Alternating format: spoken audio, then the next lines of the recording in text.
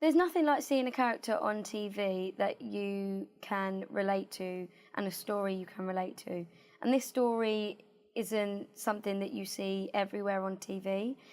And even when I was younger, I'd see like characters who had this similar like family life to me, and like, I've got a lot of younger brothers and sisters, and you'd watch TV and you'd relate to it, and there isn't a character, well now there is, but before there wasn't, where, you know, girls who were of a certain religion and who were, you know, gay and had no one they can talk to about it. I think it normalises it, and it should be normalised, because, you know, we're talking about a girl who wants to fall in love and wants to have fun, and that is what a 17-year-old girl is. So, yeah, I think it's really important to have relatable characters of, you know, of everyone on TV. I mean, have you had people contact you or message you to sort of talk about your character, talk about what she goes through and how important it is to them, and, you know, in terms of and I kind of didn't expect it, because,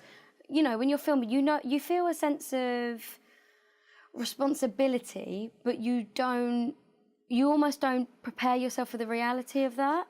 And I remember when it all went out, I was so lucky on social media that people were so lovely. And then when people come up to you in the street and who are actually, like, I've met now, like, real life Nazes, and it just makes it all worth it, and you know you're doing something for the greater good. This one girl would come up to me and she said,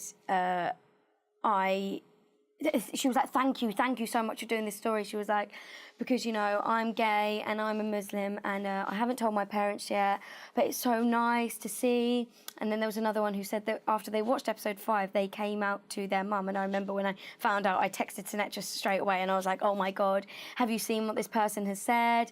And I remember me and Sinatra having a moment where we were like, wow, like, this is really touching people, and that's when it's all worth it, you know. What do you think about her as a character? Because the central relationship between her and Poppy's character, like, it's so well drawn, but they're pretty self-confident guys. Yeah, they are. They bring out the best in each other, and, you know, Naz kind of calms Missy down and gives her like a talking to when she's getting a bit over the top. Have you two ever, outside of filming, sat in a skip drinking together? No, not in a skip, maybe in a bar. So that's not something that you were like, guys, listen, we're going to go to the skip now. Poppy and I do, where, I don't know if you've thought about doing this, we'll sit on a sofa in a skip and have a drink. No, but we do love doing scenes there, because we just climb up there, and, you know, usually, like, in between takes, you'll go to the tea table, you'll have a little wander around. Me and Poppy don't, we just stay up there chatting, because it's so comfy up there, especially in the sun. It's so nice, but when it's cold, oh my God, it's awful. And we put, like, hot water bottles down the side of it and under our bums. But yeah, those are I think some of my favourite scenes, filming up on that skip. Well, it's kind of it's kind of a focal point for the show. Yeah.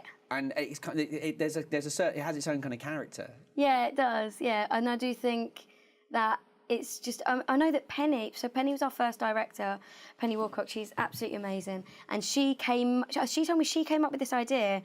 She was like, I don't know why, I just thought a sofa on a skip, and I was like, if someone suggested that idea to me, I'd be like, come on, but it just works, and it's so unique.